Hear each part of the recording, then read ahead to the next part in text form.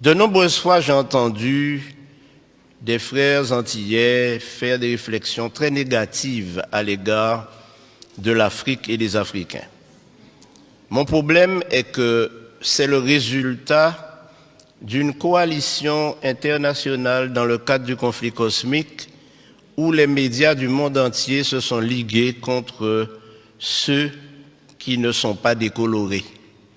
Car en réalité, vous découvrirez à travers l'étude, malheureusement, le temps m'est compté, de sorte que je vais faire des raccourcis, mais je veux faire 3 déclarations qui vont vous pousser à réfléchir et peut-être à sonder les Écritures davantage. La première, c'est que la Bible a été écrite pour que les Africains sachent que Dieu est leur Dieu. La deuxième chose que je vais dire, c'est que le peuple d'Israël est un peuple noir.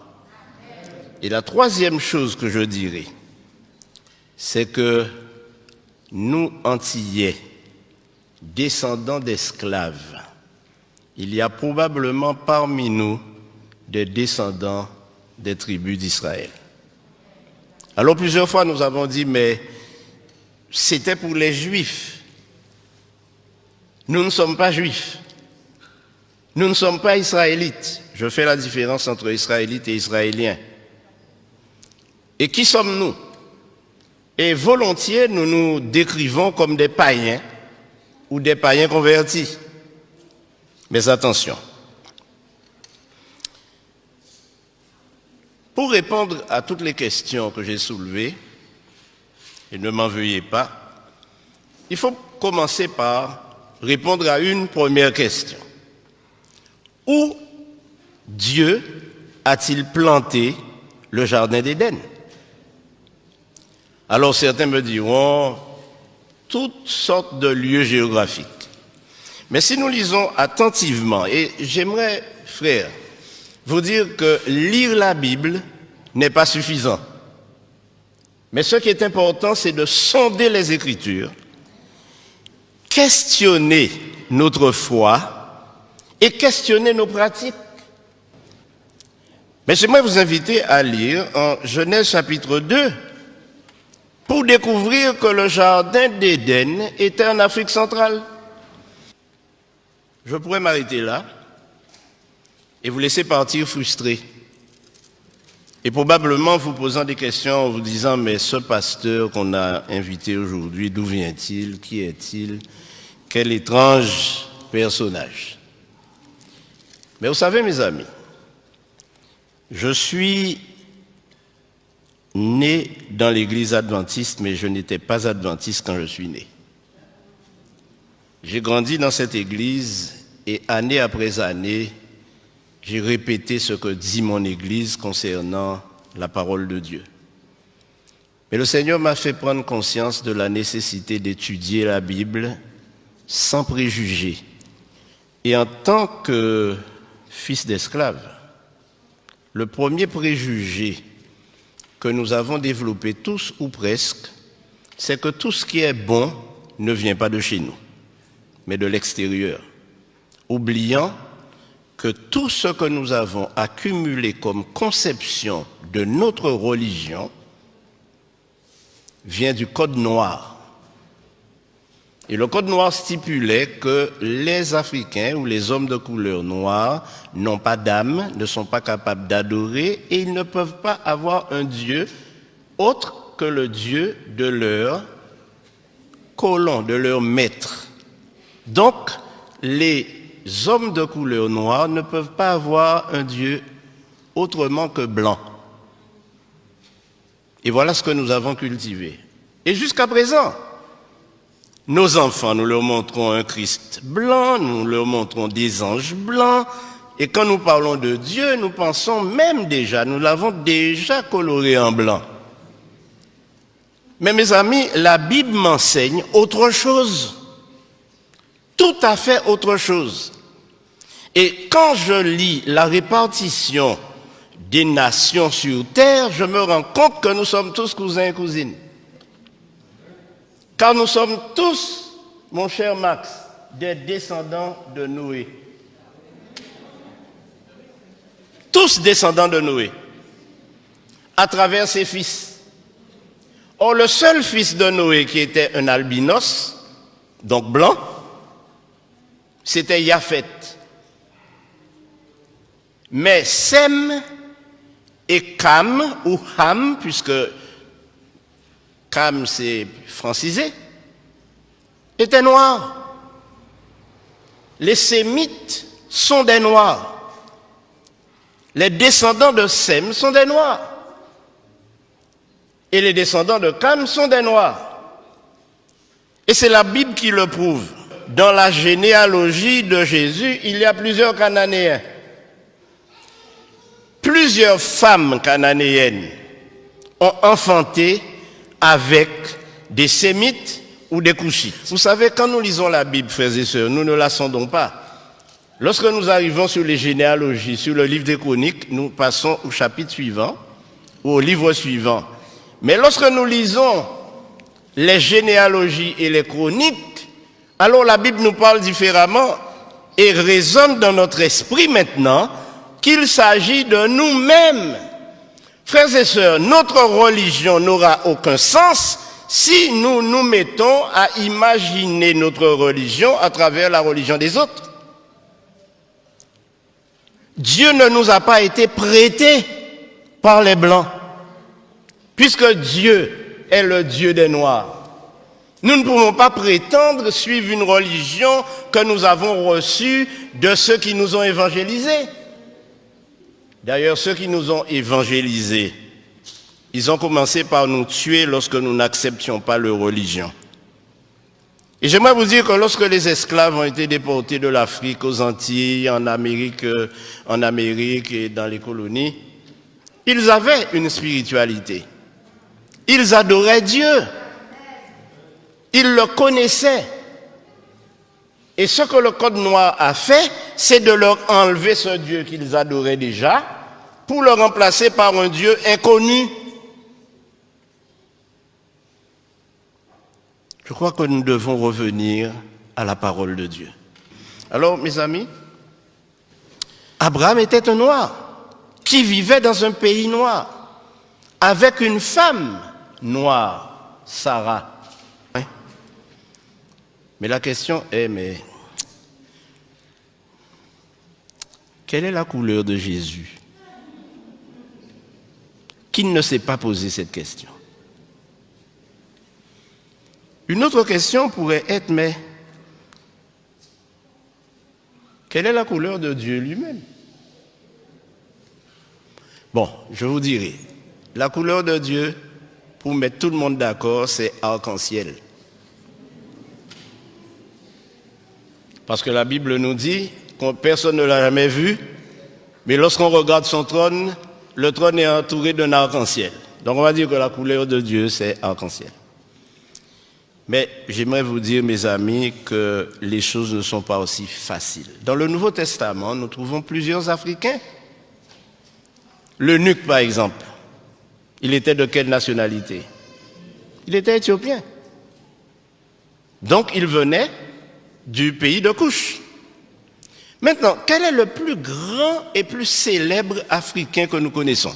Le plus grand et plus célèbre, plus fameux Africain que je connaisse, c'est Moïse, né en Égypte. Il est né en Égypte. C'est un Africain, Moïse. Un Africain noir. Beaucoup de personnes s'imaginent Moïse à travers le film de Cécile B. DeMille, un vieux blanc, à tête blonde, à cheveux blancs et barbe blanche. Non! Et la raison est simple, mes amis. Moïse a été élevé à la cour de Pharaon pour succéder au Pharaon. Or, nous savons aujourd'hui, et le monde scientifique, les historiens, les théologiens savent que les Égyptiens étaient des Noirs et les pharaons étaient noirs.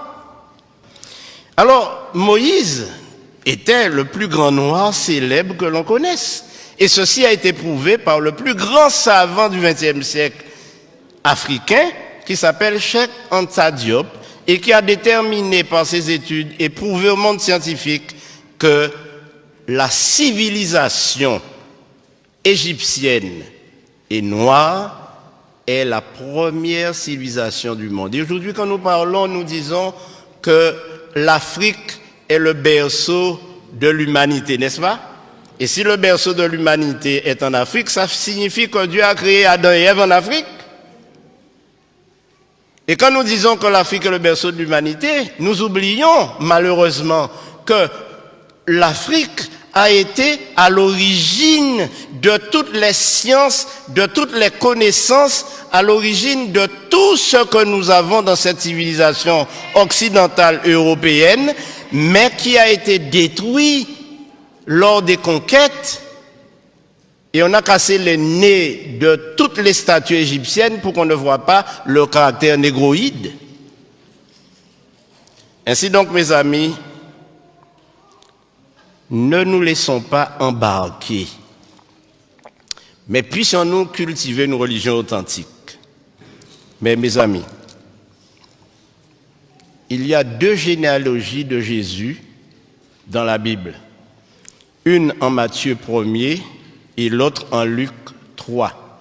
Ces 2 généalogies, je vous invite à les lire, à les comparer, et vous vous rendrez compte qu'elles sont inversées, c'est-à-dire une commence par la fin et l'autre commence par le commencement.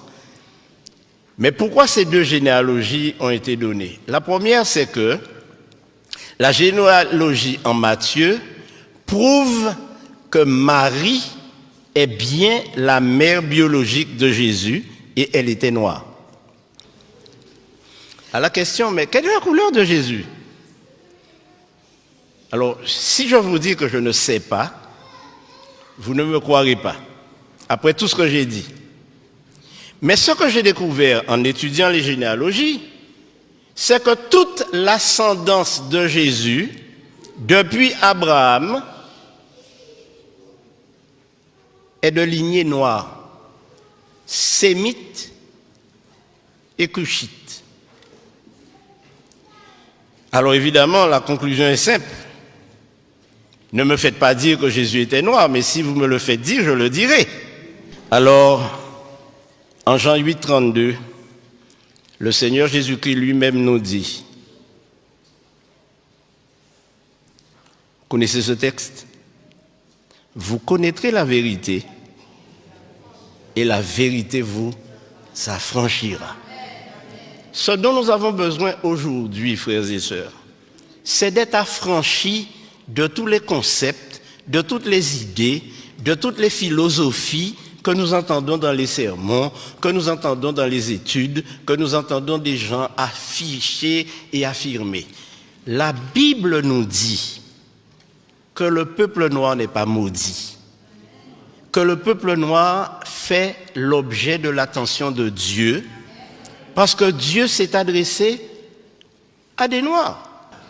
Donc, ce qu'il faut retenir, c'est que tous ces concepts que nous avons développés et qui font de nous des personnes complètement complexées, lorsque nous sommes dans un milieu où nous ne retrouvons pas les couleurs auxquelles nous sommes habitués, nous sommes complexés, nous avons l'impression d'être inférieurs. Nous ne sommes pas inférieurs devant Dieu. Au contraire, nous sommes des enfants d'Israël.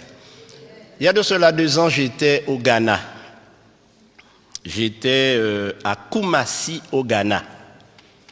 Et là, j'ai rencontré de nombreuses personnes qui m'ont dit « Nous sommes des descendants de Siméon ».